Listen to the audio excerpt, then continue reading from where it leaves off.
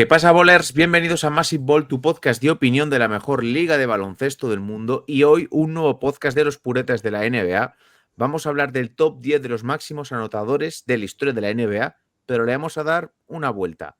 Vamos a hablar de los 10 máximos anotadores sin anillo y vamos a debatir quiénes creemos que estuvieron más cerca de conseguir ese ansiado campeonato de la NBA. Y para ello, como siempre, tenemos aquí a Jacobo, el pureta supremo. ¿Qué tal, Jacobo? Saludos, saludos. Saludos, ¿qué tal? Y tenemos también a José, director de Skyhook Magazine. ¿Qué tal, José? Hola chicos, buenas tardes. Muy bien. Ya que te tengo por aquí, José, háblanos un poquito del nuevo rumbo que ha tomado Skyhook, porque sí que has intentado darle un girito de tuerca, ¿no? Sí, bueno, me escucháis bien ya, ¿verdad? Te escuchamos perfecto. Genial.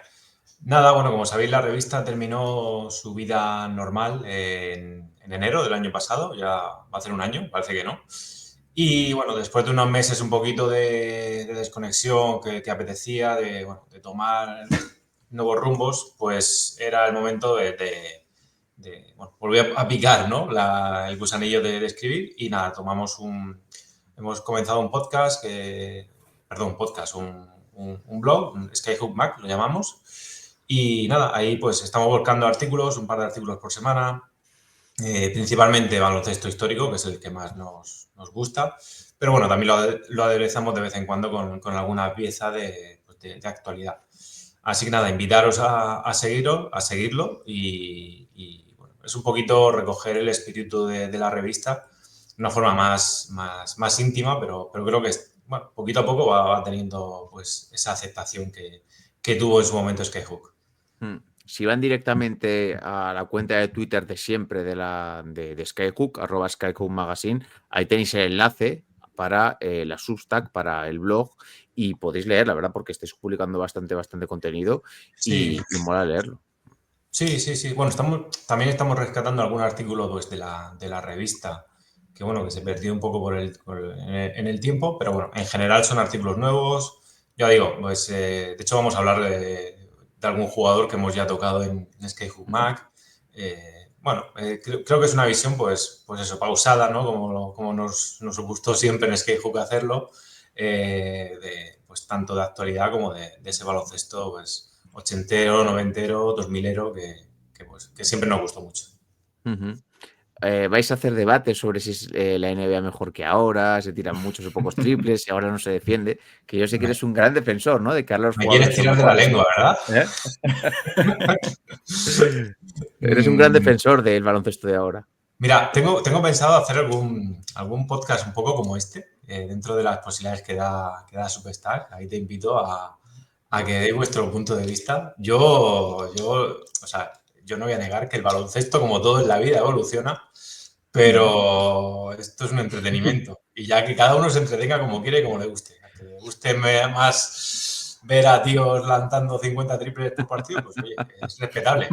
A que le gusta tirar piedras durante una hora en la pared, pues bueno. Que sea más efectivo, Óscar, ya lo sabes que no lo pongo en duda. Y que sea mejor. Sí. Pero que sea más entretenido, ahí ya, en ese barco no me ves.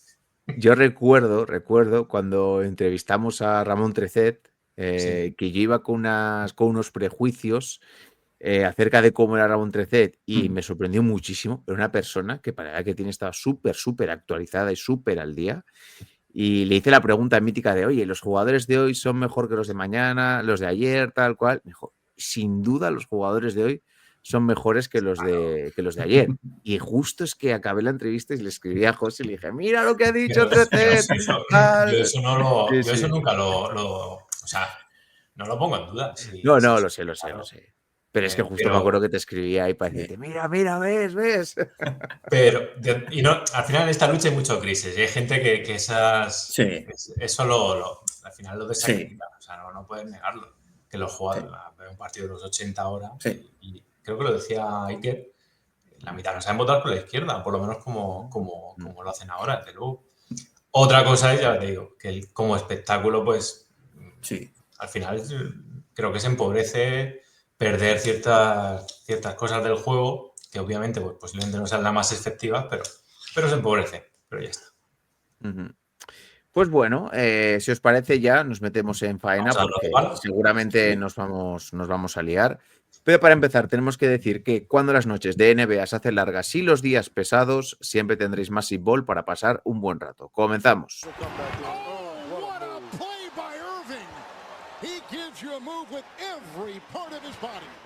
Comenzamos con el episodio, comenzamos con el podcast, pero antes de empezar, como os hemos estado comentando en los últimos episodios, estamos colaborando con Amazon Prime Video y tenéis un código de descuento en la caja de suscripción, en la caja de comentarios, perdón, del podcast, para que tengáis 30 días de descuento en Amazon Prime Video. Lo hacéis ahora, aprovecháis, os veis todas las eliminatorias, los cuartos, la semifinal y la final de la Copa NBA. Oye, y luego si no os interesa, pues lo canceláis. Y aparte, pues también os veis todas las pelis, todas las series, tenéis todo el tema de los envíos y todos los partidos de NBA, que pues bueno, ahora es un buen momento, ¿no? Para empezar a ver NBA para los que estéis un poquito rezagados. Así que nada, lo tenéis en la caja de descripción de comentarios. La gente que estéis viendo el podcast en directo os lo dejaré ahora. Así que mil gracias a los que ya os habéis suscrito, que nos lo habéis dicho algunos. Gracias a todos por apoyar el contenido y gracias a Prime Video de nuevo por confiar en nosotros. Vamos a empezar ya.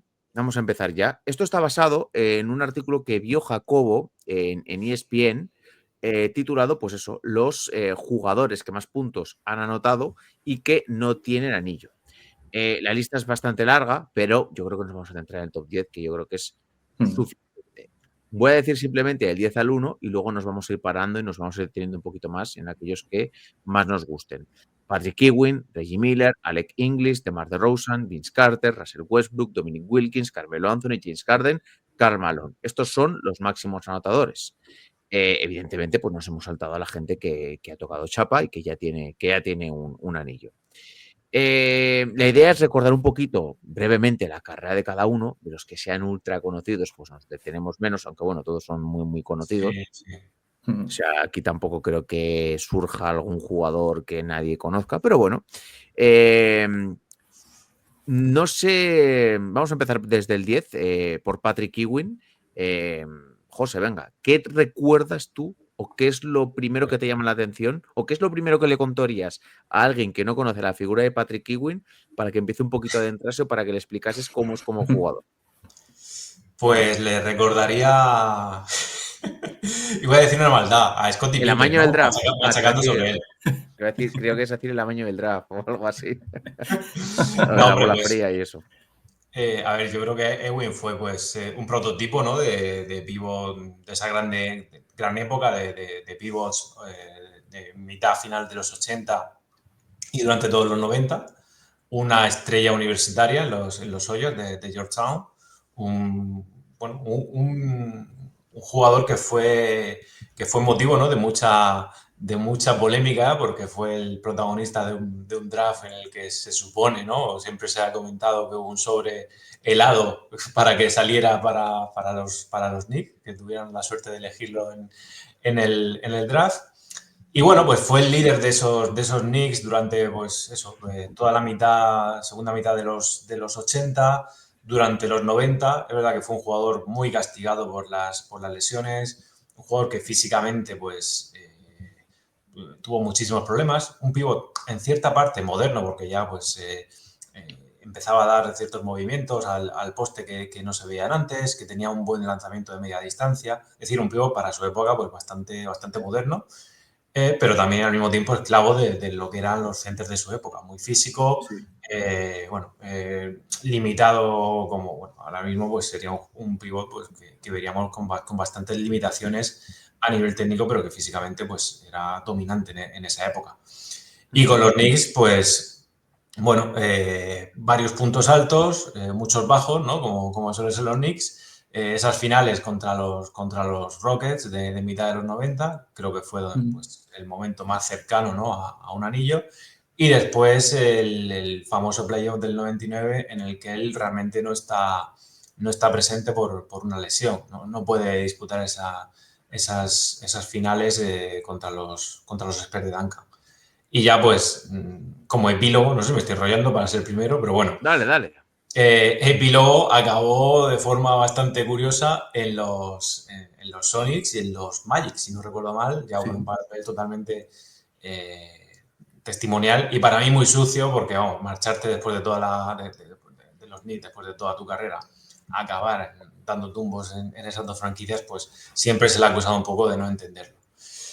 Y nada, después, pues, después de retirarse ha sido un clásico entrenador de interiores, a modo Olajuwon, que iba a mejorar un montonazo de figuras y, bueno, discretamente lo ha conseguido. Bueno, y te has dejado lo más importante, que salió en Space Jam también, así que Cierto, oye, sí, ahí sí. tuvo... Salió en Space Jam, sí, bueno, me he limitado, fue miembro del Dream Team, pero sí, También. salió en Space Jam haciendo juego interior con Shawn Bradley, poca cosa, poca broma. 11 veces All-Star, 7 veces All-NBA, en la lista de los 75 mejores jugadores de la historia de la NBA, Rookie del año. Que estás También, mirándolo. hombre, lo tengo aquí en pantalla, No claro. estaba hablando de... Claro, para que tengas un poquito la chuleta. Ah, Vamos a avanzar al siguiente. Jacobo, Reggie Miller, lo mismo, figura muy, muy conocida, pero ¿qué le dirías para aquellas personas que no conocen a Reggie Miller o que quieran adentrarse en su imagen como jugador histórico? Pues hilándolo con el anterior, con Ewing, sus rifirrafes con los Knicks, leyenda mítico puro de los 90, los 8 puntos en 9 segundos y también sus travesuras con Spike Lee, ¿no? Las manos a la garganta, toda esa escenografía que siempre persiguió a Reggie Miller, y más allá, ¿no?, de esas peripecias del trash talking, que también fue uno de los mayores exponentes de esa década, para mí uno de los mejores tiradores, ¿no? Quizás en esa época en la que la NBA todavía no había terminado de abrazar del todo, ¿no?, lo que era el tiro exterior, pues Reggie Miller ya fue uno de esos primeros, digamos, virtuosos del tiro de larga distancia. Y como todo jugador de los Pacers, ¿no?, todo proyecto de los Pacers, un gran jugador, la cara visible, pero ese tipo de perfil que no llegaba a rebasar la barrera de lo que era ser estrella, superestrella, ¿no?, que lo hemos visto posteriormente, pues después llegarían los Dennis Granger, aunque por las lesiones nunca llegaría al nivel que se le presuponía, los Paul George, ahora Tyrese Haliburton, y un poquito quizás la primera pieza de ese linaje de lo que han sido los Pacers en los últimos 30, 35 años. Eso no quiere decir que no tuviera buen equipo, es decir, en las finales, si no me equivoco, del 2000 contra Lakers, a ver, seguían estando Rick Smith, estaban Chris Mullin, creo, Mark Jackson, estuvo también Jalen Rose. Quizás le pilló ya un poquito ese equipo veterano de más, ¿no?, con todas las principales piezas superadas de largo la treintena, y una víctima más de tantas, ¿no?, de los Bulls de Michael Jordan, que hubo muchos equipos, yo creo, en los 90 muy buenos, entre ellos también los Knicks con Ewing, que pudieron haber ganado un anillo, pero que al final, por una razón o por otra, siempre se cruzó alguien, siempre se cruzaba algún equipo. En su caso fueron, yo creo que los mejores Pacers quizás fueron los del 98, cuando caen a 7 partidos contra Chicago, dicho por Michael Jordan, que probablemente haya sido la serie más dura que afrontaron, y después ya los 2000, savia nueva con Kobe, con Shaq, ya fue un escalón, una muralla demasiado alta. Pero Reggie Miller, eso, para alguien que no conozca nada de NBA, uno de los primeros grandes tiradores de la historia de la liga. Yo aquí añadiría, que también salió en el documental de Netflix de Malice at the Palace, a él le fastidió mucho, por motivos evidentes, la pelea de Ron Artest en Detroit, porque él consideraba que ese año los Pacers tenían opciones reales de haber ganado el anillo y él se hubiese retirado con un anillo y quizás no estaría en esta lista, con un papel mucho más veterano, de secundario, pero, oye, pues al final con un papel legítimo, ¿no? Así que, pues la verdad que fue una auténtica pena. Y siempre que veo las estadísticas o los reconocimientos, mejor dicho, de Reggie Miller, se me queda un poco corto y creo que al final tiene mejor recuerdo para, con todos los respetos y siendo una carrera muy buena, 5 All-Star y 3 veces All-NBA. Y luego hay jugadores que igual no tienen tanto nombre o tanta historia que tienen muchos más reconocimientos en ese sentido. Por cierto, como luego hablaremos un poquito de quién consideramos que es el mejor anotador y quién consideramos que ha estado más cerca de ganar el anillo, Reggie Miller, 1.389 partidos jugados, 18,2 puntos por partido en su carrera en NBA, y Patrick Ewing, 1.183 partidos jugados, 21 puntos por partido en su carrera en NBA, para que tengáis un poco los datos. Vamos a avanzar, si queréis, con el siguiente jugador. Vais así uno a uno. Si no me equivoco, ahora toca Alex English. Patrick Ewing, por cierto, 24.815 puntos. Reggie Miller, 25.279 puntos. Y ahora Alex English, José, 25.613 puntos. Este igual para el público no tan conocedor de la NBA, sí que puede ser el que no sea tan mediático, ¿no? Tan mainstream. Sí, posiblemente de la lista sea el menos Mm. conocido, ¿no? A nivel de gran público. Es verdad que, bueno, él es un jugador que se desarrolla especialmente en la década de los 80. De hecho, es el máximo anotador, si no recuerdo mal, de la década de los 80. O sea, que es un título chulo. Pero sí que, bueno, es una estrella que se desarrolla especialmente en los Nuggets, que no es una franquicia pues especialmente ganadora. Bueno, también creo que le pasaba un poquito, y aquí sí que estoy hablando totalmente de memoria, le achacaban bastante que ese ritmo anotador se debía también a jugar precisamente en los Nuggets, que eran muy conocidos por tanto como por atacar bien como por no defender. Entonces eran partidos a muchísimos puntos. Bueno, le pasaba un poquito como me voy a meter en un jardín, como sucede ahora, ¿no? Con las estadísticas que están pues muy por encima de la media histórica, porque el ritmo de esos Nuggets era pues casi de esta época. Por cierto, Estás este metido, también pero salió de en... puntillas, ¿eh? De puntillas estás metido, ¿eh? Sí, Te podías haber enfangado mucho más. ya tendremos tiempo. Pero, por cierto, este también salió en un capítulo de Miami Beach. Hostia, no lo sabía. Sí. Era otro que también tuvo su presencia televisiva y me parece que en alguna película. Lo recuerdo el número que hicimos de especial de baloncesto y cine. Ya Alex English salía también. A nivel baloncestístico, pues un jugador muy fino. Bueno, visualmente, pues evidentemente estaba por debajo de los grandes escoltas de la década de los 80, estaba en un segundo nivel. No sé cuántas veces sería All-Star. Ahí Lo tengo. 8 veces All-Star, 3 mira, veces pues, All-NBA y máximo anotador en una ocasión. Bueno, y Hall of Fame, evidentemente. uh-huh. Pero este no está en la lista de los 75 mejores jugadores de la Claro. historia. Sí. Ya digo, yo creo que a mí me ha sorprendido cuando he dicho 8, iba a tirar más por 5 o 6. Pues eso, un jugador, el clásico anotador, ¿no? De equipos de media baja tabla que al final pues suma muchísimo porque jugó, ya lo hemos visto, casi 1.200 partidos y con una muy buena capacidad de penetración y de tiro de media distancia, que es lo que se estilaba en esa época. Uh-huh. Mira, es que lo he comprobado y salió en Eddie, en la película. Como La de Whoopi Goldberg. Sí. Hace de entrenador de un equipo de baloncesto. Y luego hay otras películas que sale aquí que no tengo Pues ni a mí me idea. suena mucho que apareció en un capítulo de Miami Beach también. Mm, Casi seguro que sí. Sí, sale una película que se llama Amazing Grace and Chuck.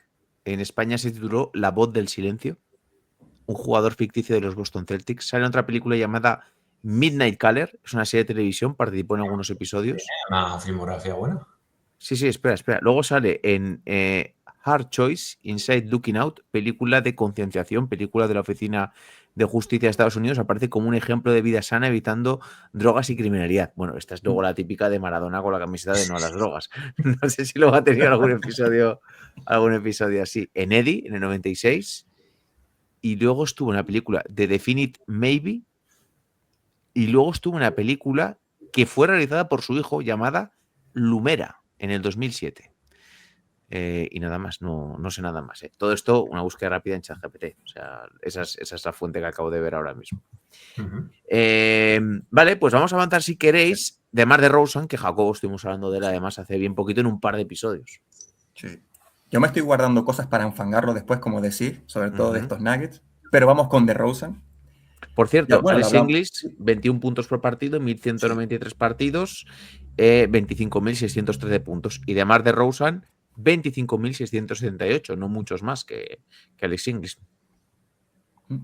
DeRozan, como ya hablamos en el anterior episodio, ¿no? De jugadores malditos, por decirlo de alguna manera, realmente es un ejemplo de constancia y continuidad. Es decir, es un jugador que quizás no logró nunca, ¿no?, lo que se le esperaba a nivel colectivo, porque siempre se cruzaron los Cleveland Cavaliers de LeBron las últimas 2 veces, cuando ya se precipita con el traspaso por Kawhi, el despido de Dwayne Casey y demás, pese a haber sido elegido entrenador del año.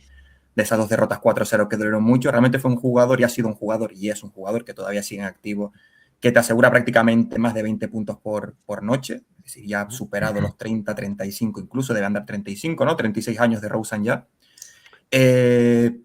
Pero eso, le tocó ser 36, parte de unos 36, Raptors.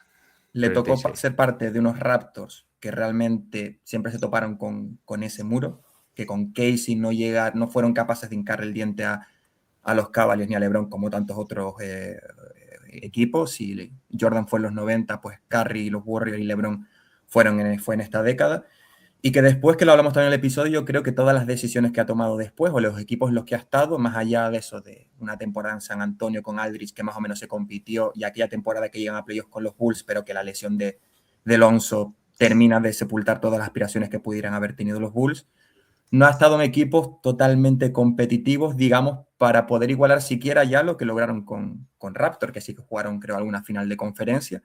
Pero desde entonces eso ha seguido siendo un anotador bastante regular, fiable, con el mid-range como bandera en una época en la que, bueno, el tiro exterior prima, aunque como vemos, todo jugador que controla el tiro de media distancia realmente da el salto de gran tirador, gran anotador de élite. Es decir, jugadores como Durant, como Kawhi controlan muy bien Shai, controlan muy bien esta distancia, también Booker.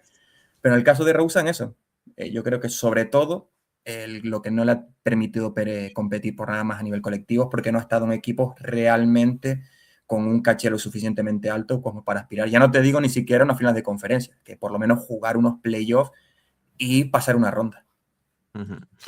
18 puntos por partido, 1.211 partidos ha disputado, y este es uno de los que todavía siguen activo, sí, y siguiendo a buen nivel. Yo creo que todavía puede crecer, ¿no?, en esta lista. Sí.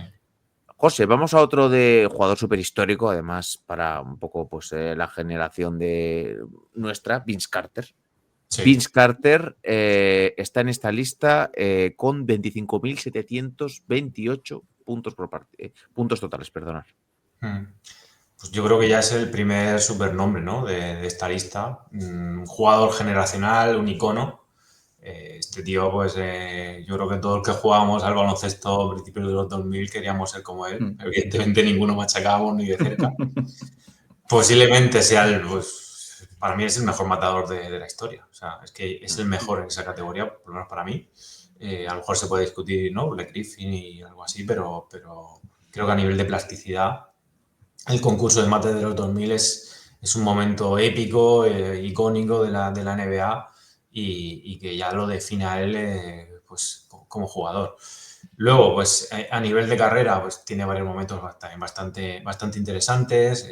Tiene esa primera época en los Raptors. Es una superestrella ahí, ¿no? La primera superestrella de la franquicia. Bueno, ahí realmente no consigue grandes éxitos colectivos. Tampoco era fácil, ¿no?, en esos primeros Raptors avanzar demasiado.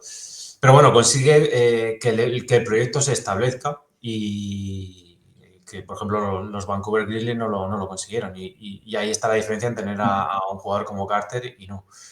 Y luego pues tiene una segunda época competitiva, digamos, como espada principal en esos Nets de Jason Kidd, donde sí que ya alcanzan finales, donde sí que hay pues más avance a nivel de competición. Luego tendría ya pues una época pues más, bueno, menor, en la que pues va desfilando de un equipo en otro, en los Mavs, en Clippers, en Grizzlies. Bueno, ya con un rol mucho menor, no de estrella, pero que sigue dejando momentos, y además tiene una carrera súper larga y creo que bastante digna en todo momento. Creo que el último equipo, si no recuerdo mal, fue los Hawks, y aún así, de vez en cuando daba alguna jugada, pues recordando su estilo, efectivamente, en los Hawks. Luego, aparte, tiene ese mate que le hace a Frederick Weiss en Sydney 2000, que es otro póster histórico del baloncesto a nivel mundial. Y bueno, pues yo creo que no sé si va a estar en el debate del que estuvo más cerca del anillo, pero posiblemente esta lista pues puede ser el favorito de mucha gente. Por aquí Pablo Alonso dice: en mi opinión, sin querer ofender a nadie, sus últimos años sobraban. Pues yo estoy bastante de acuerdo con Pablo Alonso aquí. Sí, porque yo creo que estaba ya muy desgastado. También yo creo que quiso, precisamente, ahora que se le estaba, por ejemplo, la semana pasada diciendo que LeBron, decía Stephen A. Smith, como que solo estaba en la NBA para seguir acumulando estadísticas. LeBron el año pasado fue top 6 candidato a MVP. Vince Carter, su último año, o sus últimos años, Bueno, su último año juega 60 partidos, juega Sí. 14 minutos y creo que promedia por aquí, no sé si eran 5 puntos o algo así. Sí. Sí, 5 puntos por partido. El año anterior 7, el año anterior 5, el año anterior 8. O sea, los últimos años yo creo que ya está un poco cascado, que no es culpa suya. Y yo nunca Claro. criticaré que alguien quiera mantenerse en activo si un equipo le quiere dar una oportunidad. Me parece totalmente legítimo. Sobre todo también para hacer ese papel de mentor, ¿no? Para jugadores un Sí, poquito más jóvenes. Pero bueno, es que no todo el mundo puede ser un. Claro. no, Es pero que al no, final no es normal. jugaba bastantes partidos. Es verdad que, Sí, claro, sí. es que si lo comparas a nivel, la exuberancia física que tenía, era imposible de igualar. También es verdad que él tenía como crítica muchas veces general, no solo ya en esos últimos años, sino antes de que era pues eso, un tío que hacía números, pero que a nivel competitivo no llevaba a su equipo al siguiente nivel. Eso se lo achacaron muchísimos años también. Luego, cuando hagamos un poco los que Sí, claro. creemos que estuvieron más cerca de ganar el anillo, yo creo que este es uno de los que no estuvo realmente Sí, eso digo. cerca Realmente, ya lo avanzo, yo creo que en los Nets están más o menos relativamente cerca de algo, pero no gracias a él, sino gracias más bien a Jason Kidd. Sí, evidentemente. 8 veces All-Star, 2 veces All-NBA, Hall of Fame, no está en la lista de los 75 mejores jugadores de la historia. Yo creo que justamente, solo a nivel deportivo. Pero bueno, es una figura histórica, ¿no? de la NBA. Jacobo, Russell Westbrook, 26.514 puntos y contando. ¿Qué quieres destacar de Westbrook? Posiblemente sea uno de los jugadores más controvertidos de la NBA de los últimos 15 años, ese jugador que amas u odias, es decir, yo creo que con Westbrook no hay término medio. Y a nivel de carrera, para mí hay un punto de inflexión, el Westbrook con Durant y el Westbrook post-Durant. Es decir, realmente cuando él pudo haber estado cerca de conquistar un anillo, de hecho hubo ahí unas finales en 2012, si no me equivoco, sí, que pierden contra Miami, es lo más cercano que estuvo. Era un proyecto todavía que no había terminado de alcanzar su techo, es decir, Durant, Westbrook, Harden eran todavía jóvenes, después se va Harden, al final se va también Durant a los Warriors, ¿no? En esa traición que todavía no le han perdonado en Oklahoma, pero es un jugador que ha demostrado a lo largo de su carrera que realmente es muy bueno, más allá, o sea, de lo que se le pueda vender, de que era descarado como le dejaban los rebotes, esto y lo otro, es un jugadorazo, promediar un triple doble en una temporada después de aproximadamente, creo que son 40, 50 años más o menos que no se había hecho, repetirlo otras 2 o 3 temporadas más, es decir, si fuera tan fácil lo harían más jugadores y no es algo que esté al alcance de prácticamente casi nadie. Pero eso, es un jugador que para mí siempre ha sido una buena segunda espada, un buen complemento, alguien que tiene al lado del verdadero, digamos, jefe en pista. Y que leí otro día un dato curioso, que no he chequeado si es 100% real, pero que Russell Westbrook está entre las 10 primeras posiciones en triples dobles en todos los equipos para los que ha jugado, incluso para los que solo ha estado una temporada, como por ejemplo los Wizards, creo que también en la de Lakers, así que para mí me parece una auténtica barbaridad. También es verdad que a nivel meramente anecdótico, da igual los triples dobles que tenga, si no te acompaña el anillo, como le pasa a él, pero me resultó muy, muy curioso. Yo creo que cuando se acabe el hate, cuando se retire, la visión que tendremos todo de Westbrook, yo creo que va a ser positiva, porque todo esto, ¿no?, de las narrativas y demás, es muy del momento, es muy de cuando lo estás viendo, pero normalmente cuando una carrera se termina, se tiende a ser más benevolente que crítico con un jugador. 9 veces All-Star, 9 veces All-NBA, MVP de la NBA en el año 2017, en la lista de los 75 mejores jugadores de la historia, 2 veces máximo asistente, 3 veces máximo asistente, 2 veces máximo anotador, media de 21.7 rebotes, 8 asistencias en 1.261 partidos. Yo solo diré de Westbrook que yo siempre respetaré mucho a la gente que tiene amor por este deporte, más allá de que luego haga las cosas mejor o peor, y que todos los días pica piedra para seguir ahí, que se mantiene bien físicamente, que siempre está concentrado, que siempre quiere dar lo mejor de sí. Luego ya podemos discutir su nivel, si nos gusta más o menos, pero es un jugador que yo creo que merece mucho respeto en ese sentido. Y quizás yo creo que estuvo más cerca de ganar el anillo cuando los Warriors le remontan el 3-1 en la final de conferencia, porque sí que es cierto que luego jugaba contra los Cleveland Cavaliers de LeBron James, pero es que esos Thunder venían de ser un auténtico equipazo con Kevin Durant, con Russell Westbrook, con Steven Adams, con un montón de buenos jugadores. Y quizás yo creo que ahí tenían Sí, más opciones, porque era un equipo más maduro que aquellos Thunder que se enfrentaron por primera vez a los Heat de LeBron, de Wade y de Bosh. Sí, sí. Y en esa temporada, no sé si fue cuando ya no estaba Irving en Cleveland, no lo sé, porque a lo mejor Sí estaba. sí estaba. Sí, No es el año recuerdo.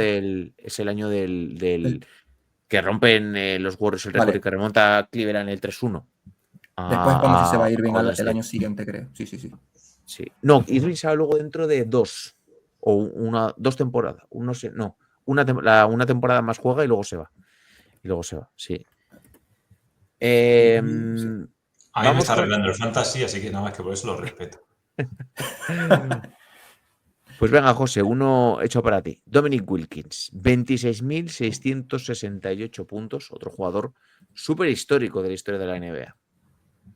Pues sí, si antes era Vince Carter del que hablaba, un matador por excelencia, pues aquí tenemos al mejor matador de los 80, posiblemente. Y además que lo tengo bastante fresco porque le dedicamos un artículo en Skyhook Mac hace poquito. Bueno, un mito de los Atlanta Hawks, un mito de la Universidad de Georgia. En los dos tiene el dorsal retirado. Un tío que además tiene una vida muy interesante antes de ser jugador de baloncesto, porque bueno, él cuenta en entrevistas, en sus memorias, que sufre bastante acoso a nivel escolar por su altura, por su delgadez, por ser diferente. No sé si por ser francés, al final tiene ahí origen francés. Pero bueno, y eso le hace pues ser un tío muy particular, muy metido en sí mismo. Al final eso lo traduce en ética de trabajo, lo que él siempre ha contado, en machacarse en el gimnasio, o sea, aparte de tener una genética dispuesta pues para esa capacidad de salto que tenía o que era salvaje, es un tío que ha currado un montonazo. Como digo, estrella de Atlanta, sobre todo pues, durante esa mitad de los 80, principios de los 90. Atlanta pues, fue un equipo muy secundario, tampoco no alcanzó grandes metas y eso al final pues, yo creo que la acaba frustrando un poco como a nivel estrella. Y después de esa gran época de 7-8 años, no sé si fue alguno más en los Hawks, pues ya empieza a dar un poquito de tumbos. Acaba jugando en Europa, donde gana la Euroliga con Panathinaikos, si no recuerdo mal, sí, es efectivamente año 96. Y después regresa a la NBA, bueno, es un poquito a esos Spurs donde sí que actúa bastante a nivel sinvergüenza. Jugador muy, muy de culto. Creo que, bueno, todo el que le guste el baloncesto de los 80 lo tendrá bastante alto. Es verdad que pues, a día de hoy le costaría adaptarse pues, al juego de la actualidad porque era un tío que vivía a base de penetraciones, de físico, de rebote ofensivo. Y bueno, como digo, un personaje bastante interesante también fuera de pista. De hecho, creo que una de sus luchas es diabético y tiene una lucha bastante potente con eso en Estados Unidos a la hora de que se le reconozcan derechos a su enfermedad y demás. Bueno, como digo, un personaje muy, muy interesante. Vamos brevemente con los últimos tres y ya nos metemos en el debate. Jacobo, Carmelo Anthony, también otro jugador ultra conocido, muy de culto para esta generación de finales de los 2000. Posiblemente uno de los mejores y más talentosos anotadores de los últimos 25 años, que acaba en Denver gracias a Joe Dumars, que al final opta por Milicic en vez de escoger a Carmelo Anthony. Yo creo que quizás, mira que os digo que el Carmelo Anthony quizás más divertido de ver también por los compañeros que tenía alrededor, se ven los Nuggets. Después, si bien es cierto que a los Knicks y todo lo que rodea el traspaso de los Knicks, que justamente estoy leyendo el libro de Viaje al centro de la NBA de Gonzalo Vázquez y explica muy bien todo, cómo rompe la química, todo el trabajo que habían hecho Donnie Walsh y Mike D'Antoni.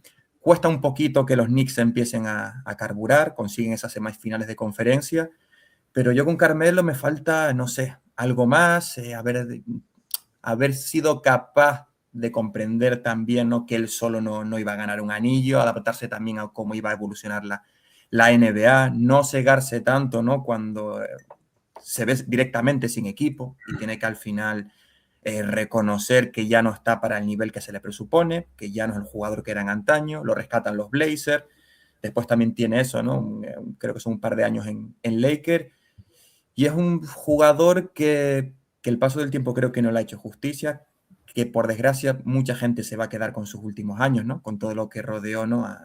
Cómo fue deambulando por la liga casi mendigando un puesto, pero que realmente, para mí sobre todo, el Carmelo Anthony de los Nuggets era una locura. Después el de los Knicks, no tanto por él como por quizás lo que costó construir un equipo alrededor de él y todo lo que se dio, que lo imposibilitó mucho, pero es que al final fue ese jugador que quizás podría haber competido con LeBron en aquel draft de 2003. Yo solo diré que es uno de mis jugadores favoritos de siempre Es que era y molón, ¿eh? Era molón. en esa NBA de antes del 2010, Sí. cuando empezabas a introducirte un poquito en la liga, era un tipo que molaba mucho ver. Sí. O sea, si Sí. empezabas a ver NBA y veías a un tío que anotaba también de media distancia, que de vez en cuando tenía acciones muy, muy físicas cuando todavía podía, porque luego yo creo que ya en los Knicks es un jugador que está un poquito más pasado de peso en algunas temporadas, molaba mucho. Estéticamente tiene una mecánica de tiro muy, muy chula. Luego era un tío que pues no era nada eficiente, pero bueno, molaba mucho ver a Carmelo, esa es la realidad. Preguntan por el chat, ¿sobrevalorado o no sobrevalorado? No. Sí, pues mira, para mí, siendo uno de mis Diría jugadores que no. favoritos, yo creo que está un poco sobrevalorado porque yo creo que hay veces que se ha llegado a decir cosas, se le ha llegado a poner un nivel que yo creo que no está, también fomentado un poco también por el Team USA y los Juegos Olímpicos, donde se salía con ese rango de tiro que tenía, podía jugar en múltiples posiciones.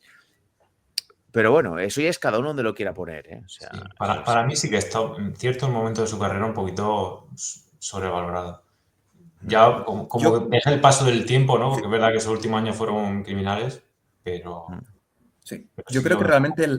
realmente su carrera le hizo justicia. Es decir, el mejor Carmelo fue al principio y cuando ya se vio que a nivel colectivo no iba a alcanzar lo que él esperaba, o sea, su propia carrera y su propia forma de ser le sirvió de cura de humildad. Por eso yo creo que, bueno, gran anotador, pero como nunca realmente estuvo cerca de un anillo, creo yo, que después se debatirá más, para mí, yo por lo menos le tengo la estima que creo que se merece.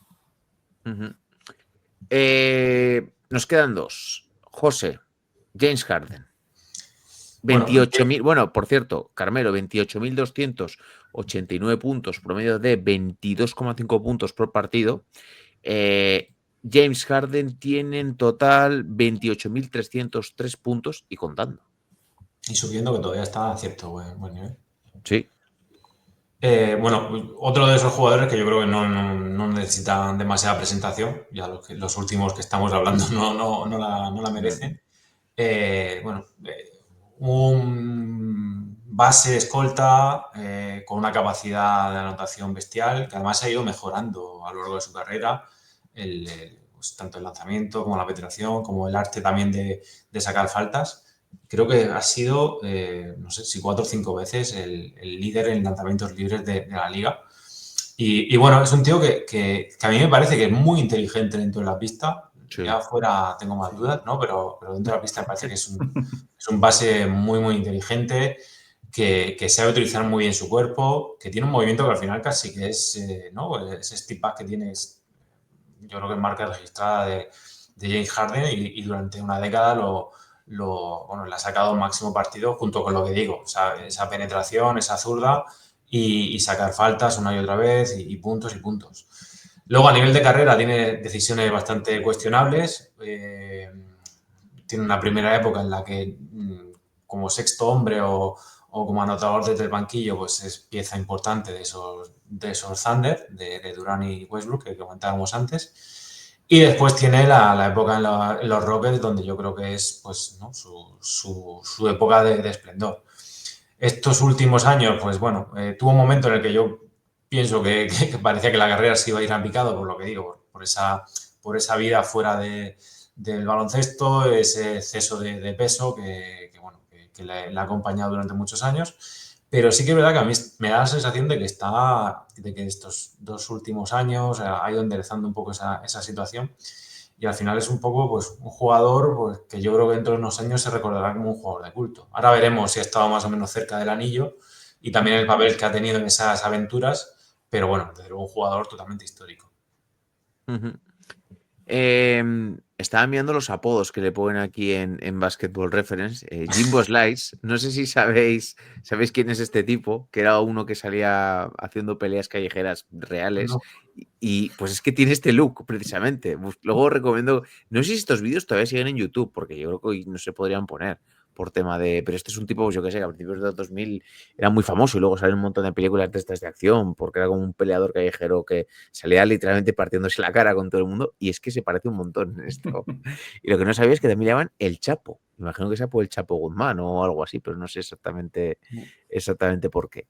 Decía por aquí Streets, la barba, de 10º máximo anotador ya, histórico de la NBA, que lo consiguió el otro día y sigue a un gran nivel. Sigue haciendo una cifra buenísima. Sí.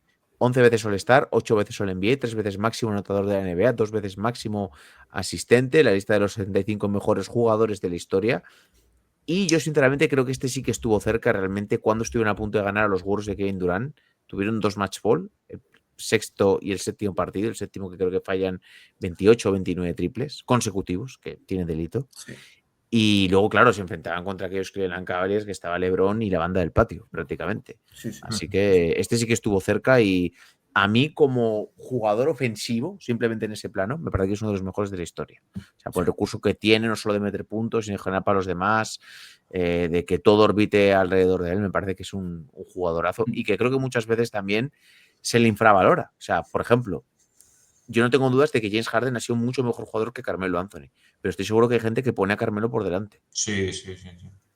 Es que estoy seguro. O sea. Sí. Y Jacobo, además este toca a ti, Carmalón, el primero, uno de los máximos anotadores de siempre, 36.928 puntos, y este sí que estuvo cerca también en varias ocasiones. Sí. ¿Cómo duele no ser el primero en esto? En el máximo anotador sin anillo. Pero bueno, al final tiene un mérito tremendo. Es decir, de sus 18 temporadas en Utah, en 17 anotó más de 20 puntos por partido, que es una auténtica burrada. Y nunca se perdió más de 2 partidos en una misma temporada, creo, salvo ya en la última en los Lakers, que ya, bueno, ya fue un intento de último baile para ganar el anillo, que tampoco le salió bien, ¿no? En aquellos Lakers que también estaban Gary Payton, en el que ya Kobe y Shaq pues estaban tirándose de los pelos y demás. Pero a ver, Karl Malone, uno de los mejores 4 de la historia, yo creo que la conexión quizás más conocida también de la historia de la liga junto a John Stockton. ¿Qué le pudo faltar a aquellos Jazz? Pues, a ver, yo creo que el grupo como tal, el dúo, cuando alcanza su peak, ya lo que estaba a su alrededor no era tan bueno como lo que tuvieron en los 80. Por ejemplo, jugadores como Mark Eaton, como Thurl Bailey, como Darrell Griffith, toda esta gente. Si hubiera estado Jeff Malone también, si toda esta gente la hubieran tenido a mediados de los 90, quizás por lo menos hubieran forzado un séptimo partido a los Bulls, pero eso ya era un proyecto que cuando por fin juega esas 2 finales ya era muy, muy veterano. Los Bulls tenían un aura tremenda, no perdieron ninguna final. Pero Malone siempre estuvo ahí. No vamos a meternos en su historial extradeportivo, que es bastante lamentable, sino estrictamente lo que hay en pista. Y ahí era un seguro, uno de los mejores 4 de la historia, que yo creo que si hubiera ganado algún anillo se lo podría competir a Duncan. Duncan tiene la joyería.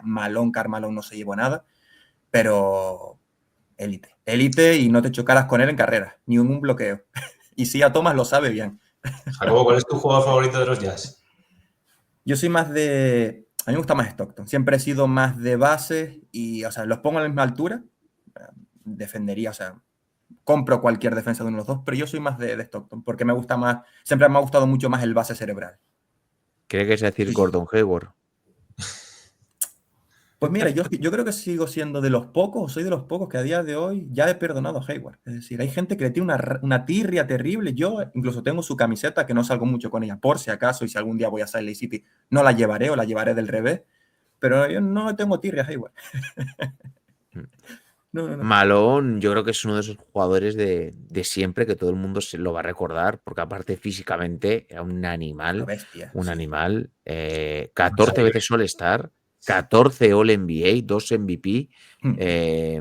La lista de los 75 mejores jugadores de la historia, Hall of Fame. Vamos, una auténtica bestia, un auténtico jugadorazo y sobre todo con ese récord, ¿no? De ser el tercer máximo anotador de la historia de la NBA, 25 puntos por partido, 1.476 encuentros. Pues si queréis, vamos ya con el debate. ¿Qué jugador de todos estos creéis que ha sido el que más cerca ha estado de ganar un anillo? Si queréis dar 2 nombres, podemos empezar por ahí. O si queréis, podemos ir descartando. Sí, yo Y lo creo vamos haciendo más fácil. que está Vale. bien. Oye, bonita publicidad. Sí, mira, Victoria's Secret, sí. Para que hagas un regalito de Navidad. Sí. Bien, está muy bien el precio. Pues Yo Yo quitaría quitaría dos, claro. Vince Carter, de Sí. Rosen, los quitaría. Exacto. Esos dos fuera. Ujú. y Yo diría que Alex Carmelo Telles- también. Carmelo también, sí, Carmelo. Vale. ¿Y Alex English no lo quitaréis también ya? También, sí. También. También, sí. Vale, nos quedan 6, ¿no? Vale. Vamos a quedarnos solo con los de verdad. Patrick Ewing yo lo quitaría también. A ver, Patrick Ewing cerca de un anillo, bueno, tiene unas finales Sí, en las que realmente, bueno, por eso.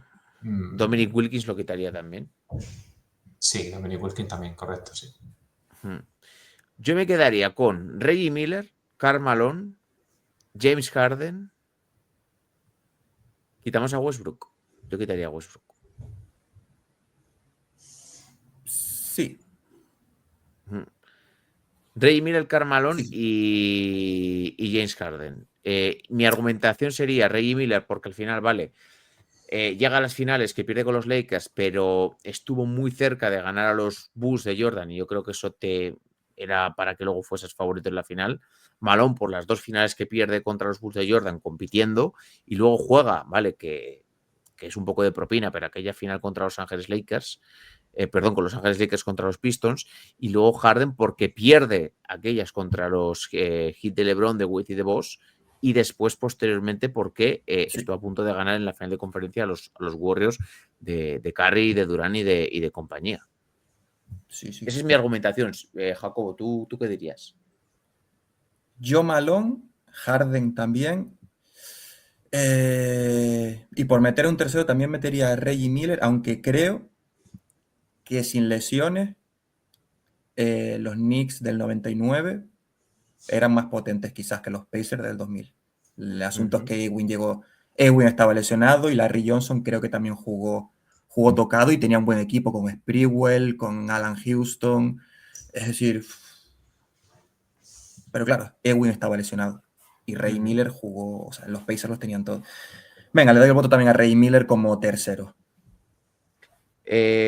José, a ver, yo creo que a Reggie Miller lo descartaría Vale.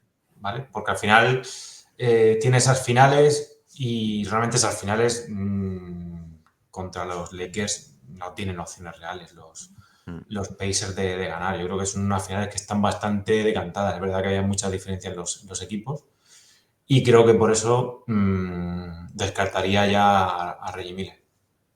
Entre los otros 3, no sé si queréis que avancemos así Sí, dale. Vale. A Harden, pues ya estamos hablando de gente que sí que estuvo realmente cerca y Harden podía estar ahí. ¿Cuál era el otro? Está faltando Malone, Harden y quizás hemos hablado de... Bueno, Westbrook lo hemos descartado, ¿no? Por mí. Patrick Ewing, quizás. No, Ewing lo hemos dicho. Bueno, yo a Ewing también. Si son esos 4 también, Ewing creo que está. Repaso la lista. Patrick Ewing, Reggie Miller, Alec English, DeMar DeRozan, Vince Carter, Westbrook, Dominic Wilkins, Carmelo, Harden y Malone. Yo me quedaría para mí con Malone y con Harden para debatir un poco sobre esos 2. Sí. Yo creo que ahí estaría el debate.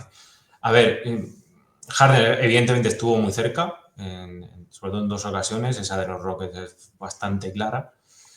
Y Malone, a ver, tuvo esas 2 oportunidades. Le pasa un poco, en mi opinión, como a los Pacers, ¿no? Que al final todo el mundo, bueno, es verdad que en el segundo anillo, aquí esto Jacobo lo va a decir mejor, pero en el segundo anillo tenían ventaja de campo, parecía que esos Jazz llegaban en mejor forma, ¿no? Que unos Bulls que ya eran también súper veteranos, pero es que los otros, en el fondo todos sabemos que iba a ganar el equipo de Michael Jordan. Entonces, creo que nadie se jugaría realmente el dinero a favor de esos Jazz. Y luego, fíjate que yo creo que en ese anillo de los Lakers, que es de 2004, que pierden 4-1, si Malone no se llega a lesionar en la serie contra los Wolves, todo el mundo decía que Malone era el eje defensivo, el ancla defensiva de esos Lakers, y también el vestuario el que ponía un poquito de paz entre Shaq y entre Kobe.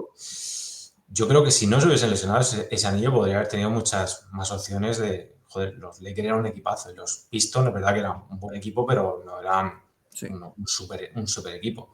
Entonces, bueno, yo 60-40, por decir algo, se lo daría a Malone. Yo también se lo daría a Malone. Al final son 3 finales. Quizás ninguna estuvo en un séptimo partido. Todos recordamos mucho pues el robo de Jordan, la canasta posterior, pero yo creo que aún así los Bulls hubiesen ganado. Pero sí que realmente aquellos Jazz fue un equipo que le hicieron daño a los Bulls, y creo que al final, simplemente por el hecho de estar en 3 finales, por estadística alguna deberías estar un poquito más cerca de poder ganarla. Es que, salvando las diferencias, mi sensación con las 3 finales perdidas por Malone, no exagerándolo tanto, es como cuando los Nets perdieron aquellas 2 finales. Es decir, que sí, que llegaron, que estuvieron ahí, pero que el rival que tenía enfrente ya veías desde inicio que era superior. Y con las 2 finales, aunque me duela, de los Bulls ya, es que la sensación también era esa, que los Bulls llegaban como favoritos. La de los Lakers con los Pistons, es verdad que por lo menos se esperaban unas finales más igualadas, porque realmente los Pistons pasaron por encima de los Lakers. Y queda un poquito de eso, ¿no? De no haber visto nunca unas finales más competidas en las que tuviera Malone, o que realmente hubiera habido un Game 7, que se hubiera palpado realmente que había probabilidad de que el equipo de Malone pudiera ganar el anillo. Eso faltó un poquito, pero claro, cuando has estado en 3 finales realmente, es decir, objetivamente, a nivel de posibilidades ha estado más cerca. Después de sensaciones, es que incluso a lo mejor los Rockets de Harden, por sensaciones, sí tenía pinta de que pudieran ganarlo más. Pero sí, claro, 3 finales contra ninguna. Claro. Pesa. Yo también iría con Malone. Es que incluso Vince Carter, aunque nos olvidemos, creo que juega unas finales de conferencia en 2010 con Orlando, que es verdad que siendo secundario, pero bueno, que a lo mejor también podría haber rascado un poquito. Pero entre Malone y Harden, yo creo que es que simplemente ya por haber jugado 3 finales, Malone estuvo más cerca.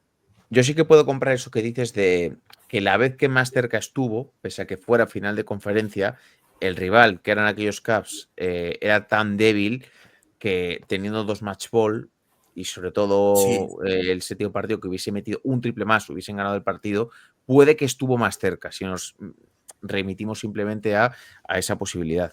Pero al final el haber pisado más finales, no sé, creo que es otra argumentación, otro punto de vista para creer que Malone podía haber ganado un anillo con una mayor facilidad, o que debería tener un anillo antes que James Harden. Que por cierto, James Harden todavía no acabó su carrera, pero pues todo parece indicar que ahora mismo no, salvo que él se ha traspasado a algún otro equipo y esté como secundario, pues no parece indicar que lo vaya a conseguir. Sí. Pues os voy a lanzar otra pregunta, que yo creo que es buena para el debate. Bueno, os voy a lanzar 2. Primero, ¿quién creéis que es el mejor jugador de esta lista? Y luego, ¿quién creéis que es el mejor anotador? Que son 2 cosas diferentes. Bueno, la de mejor anotador, para mí, respuesta. Yo tengo las 2 claras.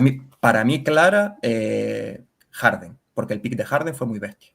El pick de Harden en Houston, en una misma temporada, en la historia reciente de la NBA, quizás te lo hacen Kobe y Jordan. Y yo metería quizás a los últimos 3-4 años un Shai, un Luka, un Giannis, pero es una NBA tan ofensiva que me cuesta ponerlos al mismo nivel, sin desmerecer ni mucho menos lo que se han hecho en los últimos 5 años. Pero para mí el mejor anotador es Harden. Ya lo otro tengo que pensarlo. Mira, Harden tiene la temporada 17-18 que anota 30,4 puntos, y la 18-19, 36,1 puntos por partido. Es que es muy bestia. Harden es una... Luego la 19-20 baja, pero es que son 34,3. O sea, son 3 temporadas de más de 30 puntos, teniendo sobre todo una de 36 y otra de 34, que me parece una burrada. A mí como anotador también coincido con vosotros. Yo creo que Harden, o sea, a nivel de recursos ofensivos, es que estamos hablando de un tío que posiblemente sea un top 10, ¿no? De toda la historia. O sea, sí, de lo que son recursos ofensivos para poder anotar. Entonces, media, larga y en penetración. no tiene realmente puntos débiles Harden en ataque.